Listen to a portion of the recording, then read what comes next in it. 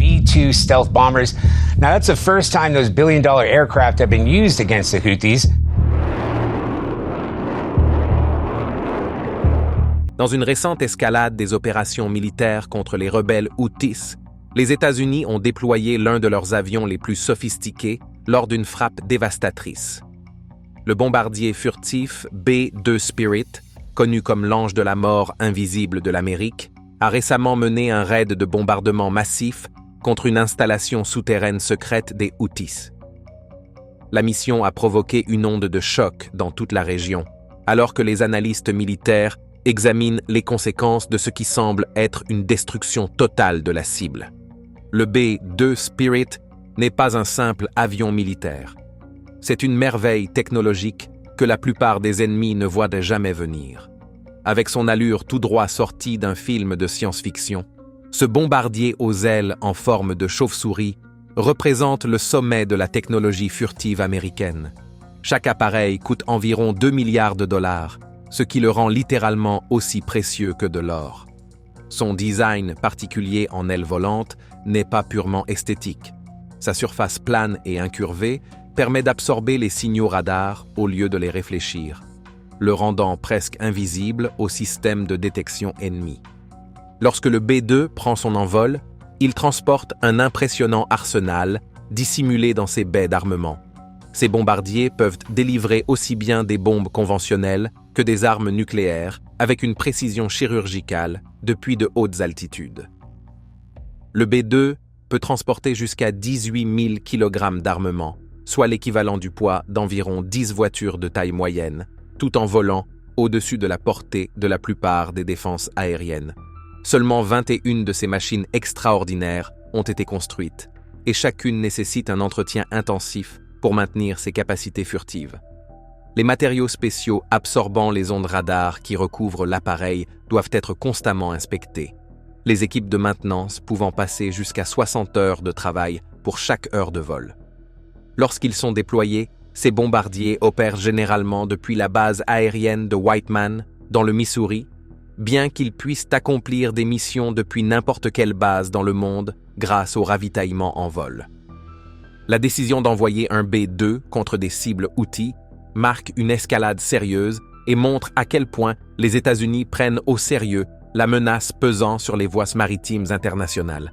Ces bombardiers sont réservés aux missions les plus critiques, celles où l'échec n'est pas une option et où l'objectif est la destruction totale.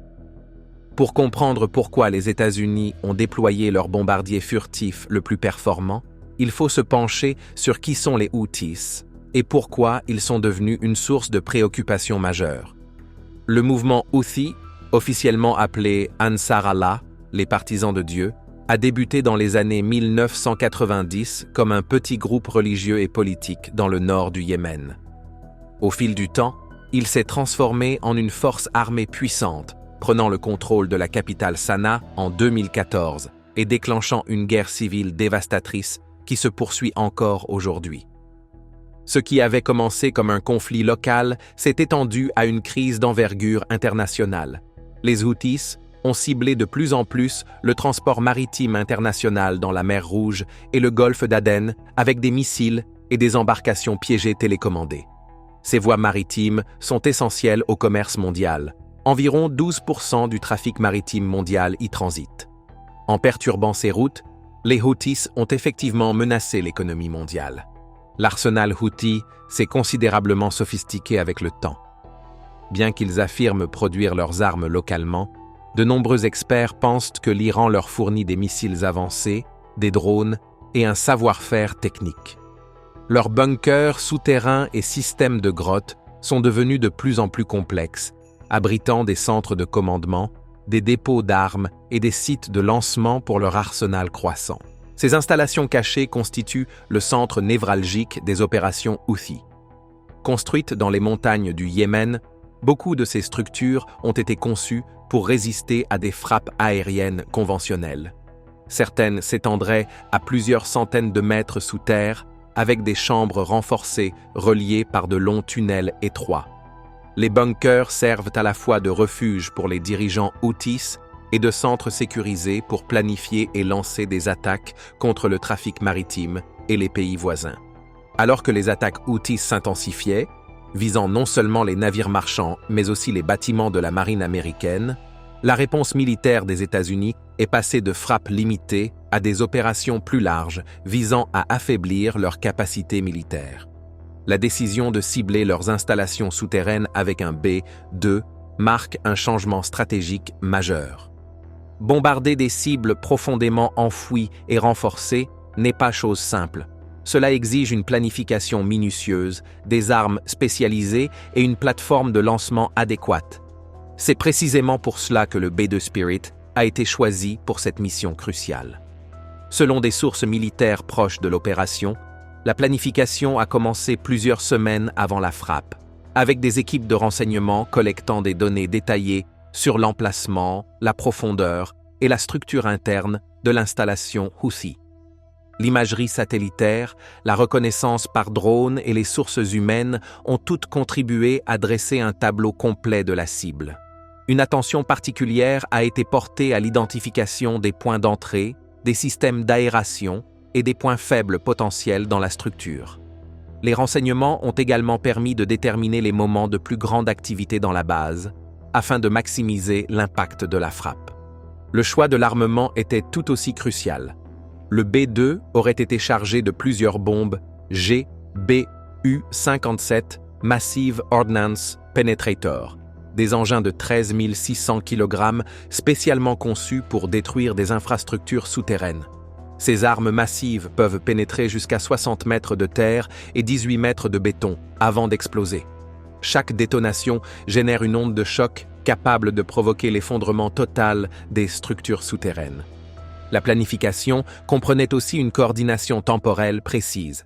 Les bombardiers devaient atteindre la cible pendant une fenêtre favorable aux communications satellitaires et où les défenses aériennes Houthis seraient potentiellement moins vigilantes. La mission nécessitait également la coordination avec d'autres avions, assurant un soutien de guerre électronique afin d'aveugler les radars susceptibles de détecter les bombardiers.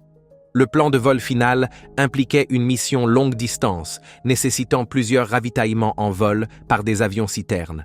Ce type de mission illustre la portée mondiale des forces américaines, leur capacité à frapper n'importe quelle cible sur la planète, même avec des appareils aussi spécialisés que le B-2. L'attaque a commencé dans l'obscurité. Au moins un bombardier B-2 Spirit a décollé d'une base non révélée, probablement Diego Garcia dans l'océan Indien, ou la base aérienne d'Al-Udeid au Qatar, bien que certains rapports suggèrent qu'il aurait décollé directement de la base de Whiteman dans le Missouri. Une mission aller-retour de plus de 30 heures nécessitant plusieurs ravitaillements. À l'approche de l'espace aérien yéménite, d'autres avions américains auraient lancé des opérations de brouillage électronique pour aveugler les derniers radars Houthis. Les systèmes avancés du B-2 ont assuré une approche furtive. Volant à plus de 15 000 mètres d'altitude, bien au-dessus de la portée des défenses, l'appareil était essentiellement invisible depuis le sol. Des sources militaires décrivent le raid de bombardement comme un manuel d'école. Le B-2 s'est approché de la zone cible et a ouvert ses baies d'armement.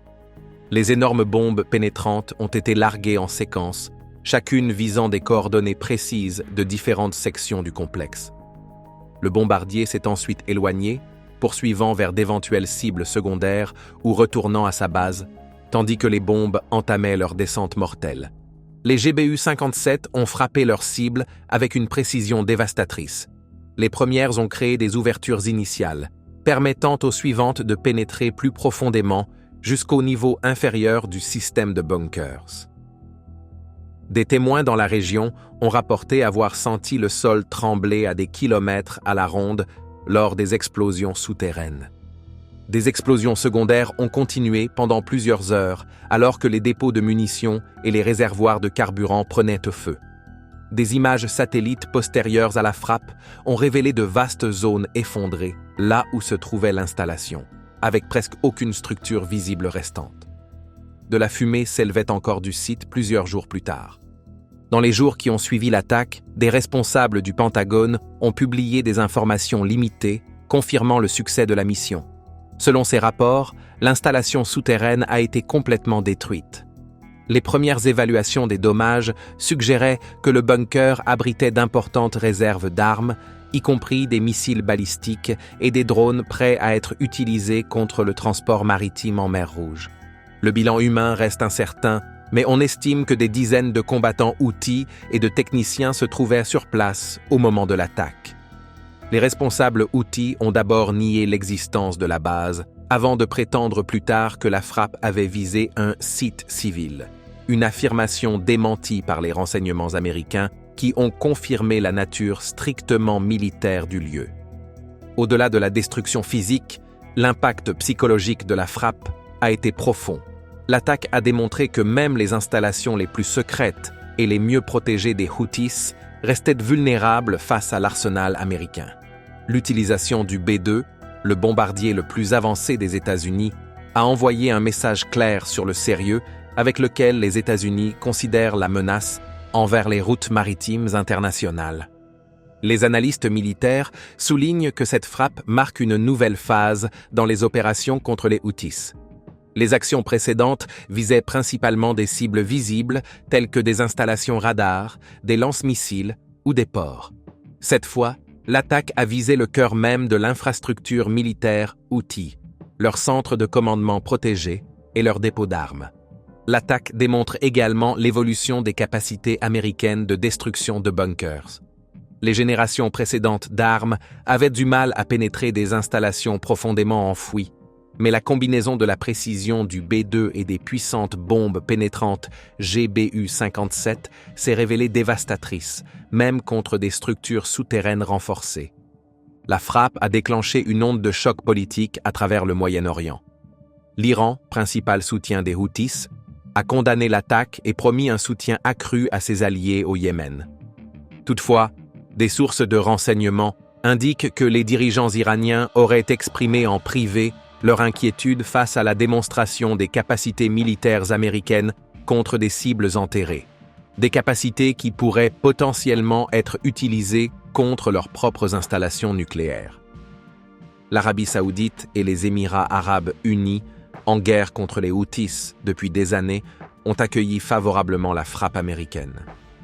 Ces deux pays ont subi de nombreux tirs de missiles et d'attaques de drones Houthis sur leur territoire et considèrent qu'affaiblir la puissance militaire Houthi est essentiel à la stabilité régionale. Les compagnies maritimes internationales ont suivi la situation avec prudence, espérant que la frappe réduirait les attaques contre les navires circulant dans la mer Rouge. Dans les semaines suivant le bombardement, certaines entreprises ont repris leurs routes habituelles dans la région, tandis que d'autres continuent de contourner l'Afrique par le cap de Bonne-Espérance, ce qui entraîne des retards et des coûts considérables pour le commerce mondial. L'Organisation des Nations Unies a exprimé son inquiétude face à l'escalade, tout en reconnaissant la légitimité de la protection des voies maritimes internationales. Plusieurs pays européens, très dépendants du commerce via la mer Rouge, ont discrètement soutenu l'opération tout en appelant publiquement à des solutions diplomatiques pour le conflit yéménite. Pour les Yéménites ordinaires pris au piège de ce conflit, la frappe représente un autre chapitre tragique d'une guerre ayant provoqué l'une des pires crises humanitaires au monde. Bien que le bunker ciblé ait été une installation militaire, le conflit plus large continue de provoquer des souffrances civiles massives à travers le pays. Au-delà de la destruction immédiate de la cible, les experts militaires soulignent plusieurs aspects significatifs de cette opération. Premièrement, elle démontre que les États-Unis sont toujours prêts à utiliser leurs actifs militaires les plus avancés et les plus coûteux lorsque cela est jugé nécessaire. Le B-2 Spirit représente le sommet de la puissance aérienne américaine et son déploiement traduit un engagement qui envoie un message fort aux adversaires du monde entier. Deuxièmement, l'opération met en évidence l'importance continue des bombardiers lourds dans la guerre moderne. Malgré les avancées en matière de missiles et de drones, les bombardiers capables de transporter des munitions lourdes spécialisées restent le meilleur choix pour certaines missions, en particulier contre des cibles profondément enfouies et renforcées. Troisièmement, la frappe illustre l'efficacité de l'approche centrée sur les effets dans les opérations militaires. Plutôt que de mener de nombreuses petites frappes sur diverses cibles, Cette opération visait un impact stratégique précis, éliminer un nœud clé de l'infrastructure militaire Houthi, tout en démontrant la vulnérabilité même de leurs actifs les mieux protégés. Les analystes de la défense notent également que cette mission a servi de test réel pour les capacités américaines de destruction de bunkers, des capacités qui pourraient un jour être nécessaires contre d'autres adversaires dotés d'installations souterraines, comme la Corée du Nord ou l'Iran. Les leçons tirées de cette opération influenceront probablement le développement futur des armes et des tactiques. Mais surtout, cette frappe représente une escalade majeure dans la stratégie américaine visant à protéger le transport maritime en mer Rouge. Les opérations précédentes s'étaient concentrées sur des frappes limitées contre des cibles visibles. Cette fois, l'opération est allée plus en profondeur, au sens propre comme au figuré, en visant l'infrastructure soutenant les offensives Houthis. Même si cette frappe a détruit un important complexe souterrain, les analystes militaires avertissent que les Houthis disposent d'autres installations du même type sur le territoire qu'ils contrôlent au Yémen. Le groupe a montré une remarquable résilience au fil des ans, reconstruisant souvent ses capacités après des pertes majeures. Dans les semaines suivant l'attaque du B2, les dirigeants Houthis ont publiquement juré de poursuivre leur campagne contre les navires en mer Rouge, bien qu'on ait observé un net déclin dans la fréquence et l'efficacité de leurs attaques. Reste à savoir s'il s'agit d'un revers temporaire ou d'une dégradation plus durable de leurs moyens. Pour les États-Unis, l'opération représente à la fois un succès tactique et un défi stratégique. Bien que la destruction du bunker ait permis d'atteindre des objectifs militaires immédiats, la question plus large demeure: comment garantir la liberté de navigation en mer Rouge? Les frappes militaires à elles seules ne peuvent résoudre la complexe crise politique et humanitaire au Yémen, qui alimente la montée en puissance de groupes comme les Houthis. L'administration Biden a associé les opérations militaires à des efforts diplomatiques, travaillant avec des médiateurs omanais pour explorer d'éventuelles négociations. Cependant, les Houthis ont jusqu'à présent montré peu d'intérêt pour cesser leurs attaques maritimes sans concession majeure sur la situation à Gaza, un sujet qui lie directement à leur campagne contre le commerce maritime. Les stratèges militaires préparent probablement des options pour de nouvelles frappes si les attaques Houthis contre les navires reprennent ou s'intensifient.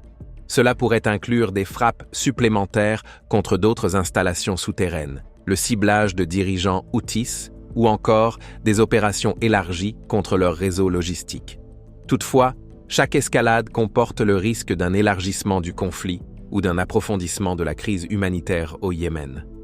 Enterré sous les montagnes rocheuses du nord-ouest du Yémen se trouvait un secret que les Houthis pensaient à jamais hors de portée des yeux américains. Au fil d'années de travail acharné, souvent de nuit pour éviter la détection par satellite, des ingénieurs ont creusé un vaste réseau de chambres et de tunnels. Ce qui avait commencé comme de simples cavernes s'est progressivement transformé en un centre de commandement souterrain sophistiqué. Une forteresse enterrée depuis laquelle les dirigeants Houthis pouvaient coordonner leur campagne contre la navigation internationale. Les services de renseignement américains reconstituaient depuis des mois le puzzle de ce complexe souterrain. Des satellites à radar à ouverture synthétique scrutaient la surface de la Terre, cartographiant les anomalies souterraines. L'intelligence des signaux interceptait des émissions électroniques provenant d'endroits sans aucune structure visible. Des sources humaines apportaient des fragments d'informations sur les entrées, la disposition des lieux et les opérations internes. Peu à peu, un tableau complet a émergé, révélant ce qui pourrait bien être l'actif militaire Houthi le plus important jamais identifié. Dans une installation sécurisée à des milliers de kilomètres du Yémen, des équipes de maintenance s'activaient autour de la silhouette sombre d'un bombardier B-2 Spirit. L'appareil, avec son design distinctif en aile volante, est peut-être la machine volante la plus sophistiquée jamais conçue. Chacun coûte plus de 2 milliards de dollars, plus cher qu'un équivalent en or massif. Seuls 20 sont encore en service opérationnel, faisant de chaque unité un actif national précieux, déployé uniquement lorsque cela est absolument nécessaire. Le bombardier a été minutieusement préparé pour cette mission. Des techniciens ont inspecté chaque centimètre de son revêtement, absorbant les ondes radar, réparant les moindres imperfections susceptibles de créer une signature détectable.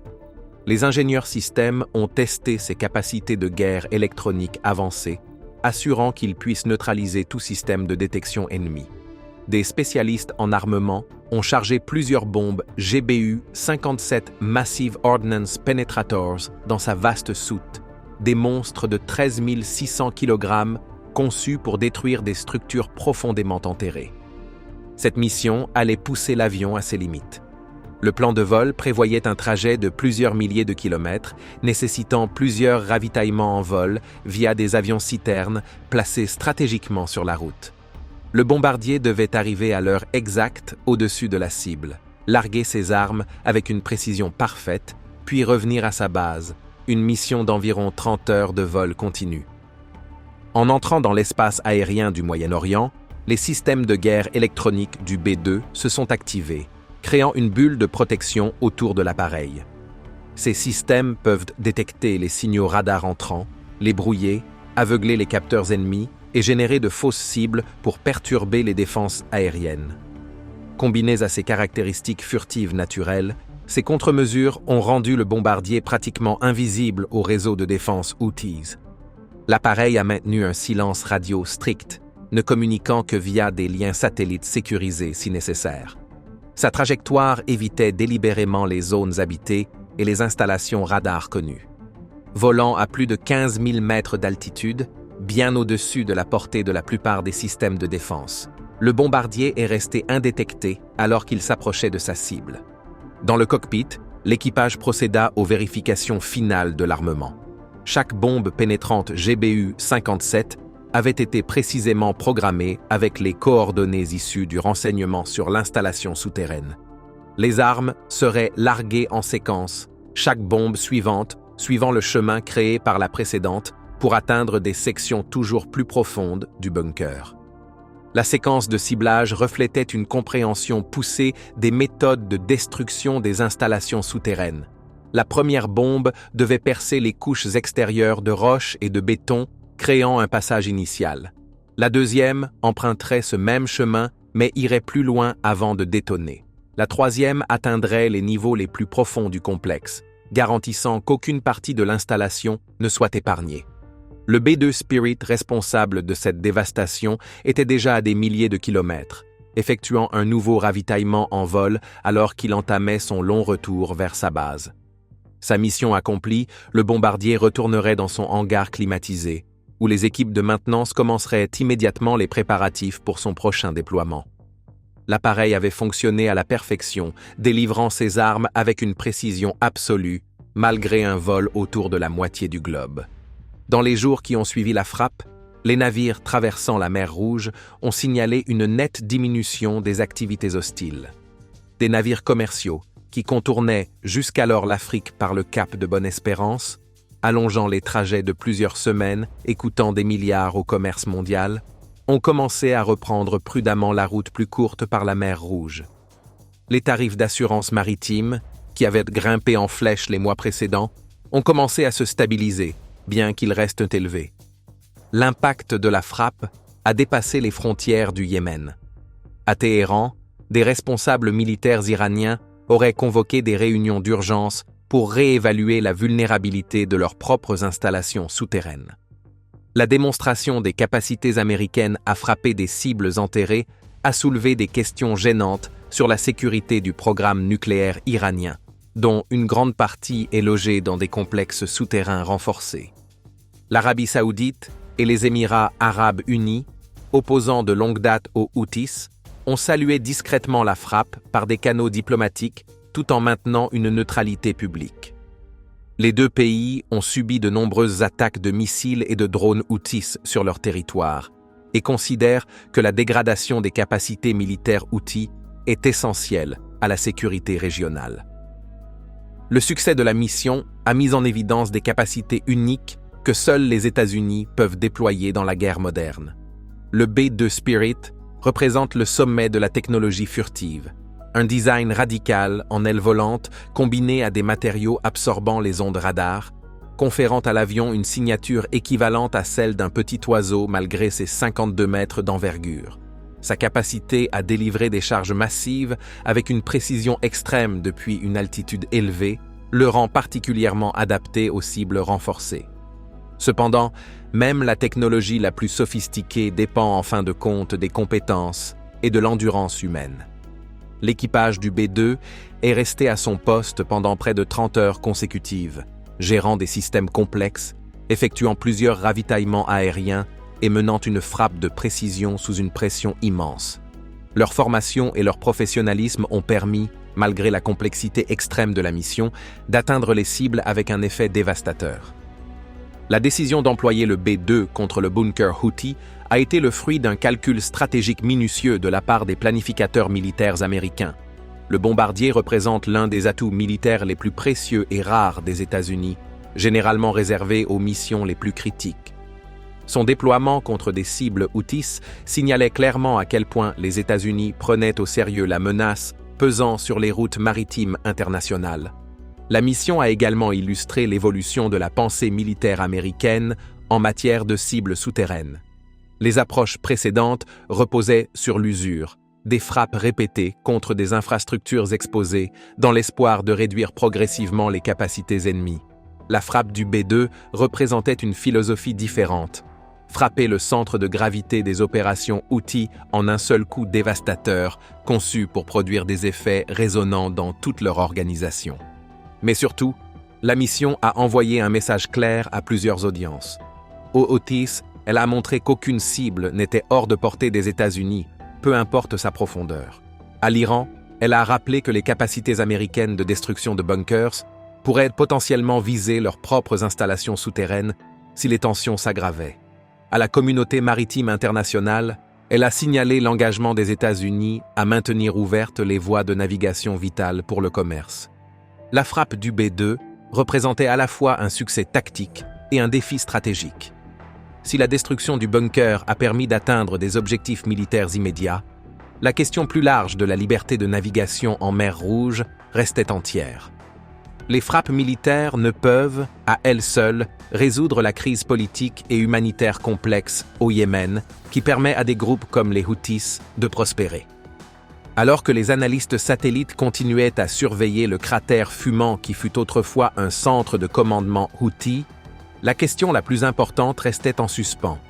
Cette démonstration de force américaine rapprochera-t-elle la région de la paix et de la stabilité, ou ne fera-t-elle qu'envenimer un conflit qui a déjà provoqué des souffrances indicibles chez des millions de Yéménites pris entre deux feux? Au-delà de son impact immédiat sur le conflit yéménite, la frappe du B-2 met en lumière une course technologique permanente entre les constructeurs de bunkers et ceux qui cherchent à les détruire. À mesure que des États et acteurs non étatiques investissent de plus en plus dans des installations souterraines pour protéger des actifs critiques, les États-Unis et d'autres puissances développent des moyens toujours plus sophistiqués pour menacer ces objectifs. Cette compétition technologique s'est accélérée ces dernières années avec des pays comme la Chine, la Russie, la Corée du Nord et l'Iran qui investissent massivement dans les infrastructures souterraines. Celles-ci vont des silos à missiles au centre de commandement en passant par des bases souterraines complètes conçues pour maintenir des opérations militaires même sous des attaques prolongées. Les États-Unis conservent leur avantage principalement grâce à deux facteurs: une capacité supérieure de collecte de renseignements et une technologie aérospatiale inégalée. Le radar à ouverture synthétique, la surveillance des signaux électroniques et les sources humaines se combinent pour localiser et cartographier avec précision les installations souterraines. Des plateformes comme le B-2 Spirit et bientôt son successeur, le B-21 Raider, permettent de frapper ces cibles avec des armes comme la Massive Ordnance Penetrator. La frappe du bombardier B-2 contre l'installation souterraine Houthi marque un moment clé dans l'engagement militaire des États-Unis dans la région. En déployant l'un de ces systèmes d'armes les plus avancés contre une cible profondément enfouie, les États-Unis ont démontré à la fois leur supériorité technologique et leur détermination stratégique. Pourtant, Cette démonstration spectaculaire de puissance militaire se déroule dans le contexte d'un conflit complexe qui résiste depuis près d'une décennie à toute solution militaire. La guerre au Yémen implique non seulement les Houthis, mais aussi le gouvernement yéménite reconnu internationalement, l'Arabie saoudite, les Émirats arabes unis, l'Iran et diverses milices, tous avec des objectifs et des intérêts divergents. La destruction d'un complexe de bunkers, aussi complète soit-elle, ne représente qu'un acte isolé dans un conflit aux multiples facettes. La véritable mesure du succès de l'opération apparaîtra dans les semaines et les mois à venir, à mesure que ses effets sur les capacités et les décisions outils se préciseront. Pour l'instant, les compagnies maritimes continuent d'observer la mer Rouge avec prudence, les forces navales restent en alerte maximale et le peuple yéménite endure toujours l'une des pires crises humanitaires du monde. Les bombes du B2 ont peut-être détruit leur cible avec une efficacité remarquable, mais le chemin vers une paix durable et une stabilité régionale reste aussi difficile qu'incertain. Ce qui est clair, en revanche, c'est la volonté des États-Unis de déployer leurs armes les plus sophistiquées lorsqu'ils estiment que leurs intérêts sont menacés. Le B2 Spirit, spectre aérien conçu pendant la guerre froide pour pénétrer les espaces aériens les plus défendus, a une fois de plus prouvé sa valeur dans un conflit d'un tout autre genre, démontrant qu'aucun bunker n'est véritablement à l'abri lorsque l'Amérique décide qu'il doit être détruit.